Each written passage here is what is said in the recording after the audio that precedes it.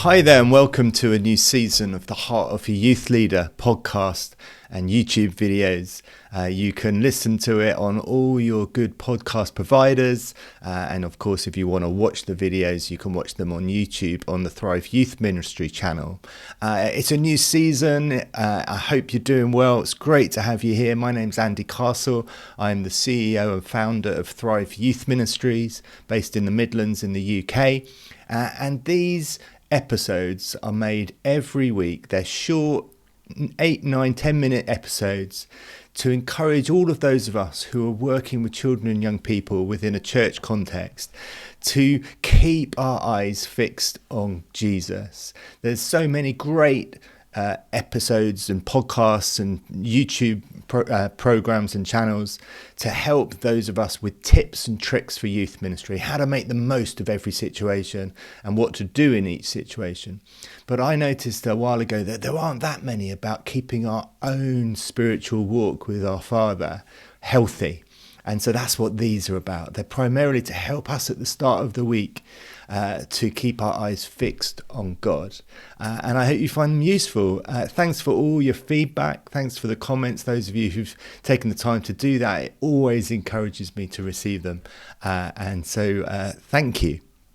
I want to start this new season looking ahead, looking for the year ahead. What's going to happen in what the work you're involved with the Lord for the year ahead? What are your plans? What are your hopes? I can remember as a young youth worker in a church, just starting out and talking to other youth ministers and saying, what are your plans? And it was really interesting that some people had plans and some people had no plans. And some people took planning to the extreme. And some people were like, let's just see what happens. And it's so easy for us in church life to not have any expectation for the year ahead other than let's just see what happens. And yet God seems to be a God who does give clear plans. He gives clear directions. And you know, over the last month or so, I've been reading through the books of Chronicles, 1 Chronicles and 2 Chronicles. And the first Chronicles is the story of David. And the second book is about his son, his successor, Solomon. And there's this interesting thing at the end of the first book of Chronicles where David, who's been commissioned by God to build a temple for the Israelites to worship God in, discovers that actually he's not going to be the one to build it, but his son Solomon is.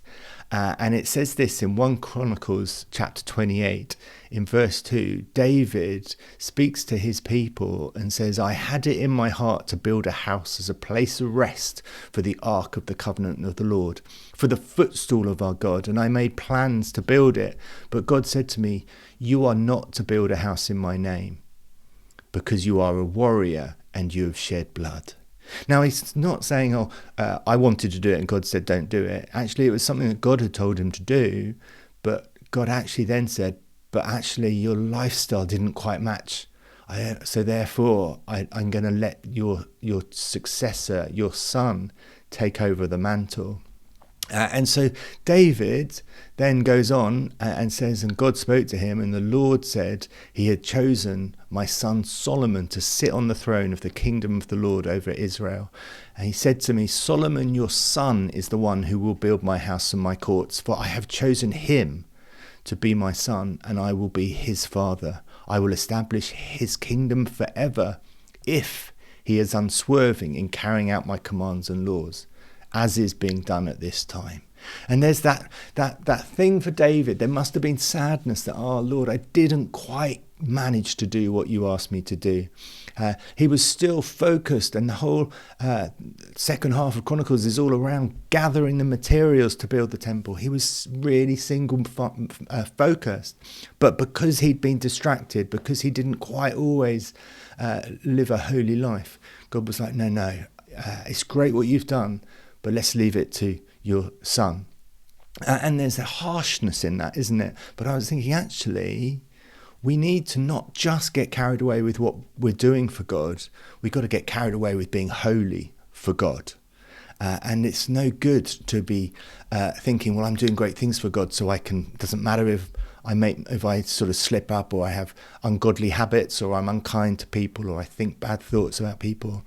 No, God says your heart's more important. Your holiness is what I want. And secondly comes what we'll do together. And it also reminds me that helpful at the start of a new year to go, it's not about us. It's not my ministry. It's not that God's doing something because of I'm great. It's God's doing something because he's great, and he's saying, Andy, why don't you join in? It's an invitation to join in with what he's doing through his church, not my church. And if we can get that context right, that we're just part of the jigsaw and we're just a little piece in all that God's doing, that it's his jigsaw, it's his picture, it's his ministry, it's his purposes, it's his vision, then it takes the weight off us. And I get to join in. And then I see what he asks me to join in with. And I can be overwhelmed by that. Because it's like, you want me to do that? I remember when I was starting Thrive and thinking, this is never going to happen. But I really felt God was saying, I'd like you to do it. And hopefully it's helped a number of churches across the Midlands, across Warwickshire and Coventry over the last decade or so. And you go, did you really invite me to do that? It's amazing. What is God asking you to do for the year ahead? And pray, Lord, what is it that you're going to be doing amongst the young people in our area this year? What is it that we're not doing that you want us to build? He'll give us plans, he'll give us hopes, he'll give us expectations, but he also expects us to get fully involved, to roll up our sleeves and commit ourselves wholeheartedly to serving him. This story of David passing on to Solomon reminds me of the story with Moses. Moses leads the Israelites out of Egypt to the promised land, but because of all their sinfulness, because of all their doubts and their grumbling, not a single person who left Egypt actually reached the promised land. Not even Moses. God took Moses to a hill to survey the promised land. This is where my people are going. But not even Moses made it. And there's that call for us to live holy lives. Let's not compromise on our holiness. Let's not slip because we're so busy doing stuff for God that we forget about doing stuff with God. He loves us. He loves you. He wants to spend time with you. And so let's make sure that's our number one priority, that we spend time with him, that we get shaped by him, that he can mold us into Christ-likeness, that we can shine brighter than ever for him this year and into the future. And let's stick close by him, that it's his priorities we pursue, that it's his acknowledgement we want to receive. It's him giving us our value and our acceptance and no one else. Let's do that as we go into this year ahead, and we will be great models for our young people.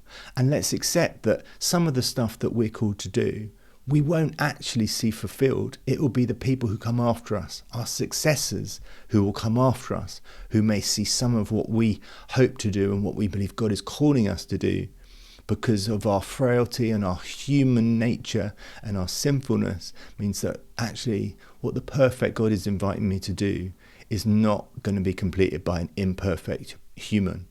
But I'm going to do my best to do all that I believe he's asking me to do in this time. So set some time, pray, ask God, what is it we're building? What is it you're inviting me to join in with? What does this year look like? And what difference does this year make to God's kingdom plans for his people, for his creation, and for his church? Enjoy it. Have a great week. And I'll see you next time. Go for it.